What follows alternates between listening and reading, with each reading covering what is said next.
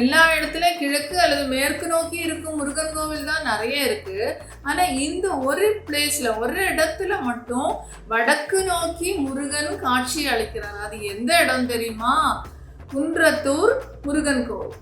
அந்த குன்றத்துல இருக்கிற முருகன் கோவில் மிகவும் பழமையானது, ரொம்ப சக்தி வாய்ந்த கோவில். இங்க போய் வேண்டிட்டீங்கன்னா உங்களுக்கு திருமண தடை, அப்புறம் வீடு கட்டுறது, உத்தியோகம், அதே மாதிரி கல்வி, இது மாதிரி என்ன வேண்டுதல் வச்சிங்களோ அந்த முருகன் இருந்து காப்பாற்றி நம்மளுக்கு எல்லாமே பண்ணி கொடுத்தாங்க.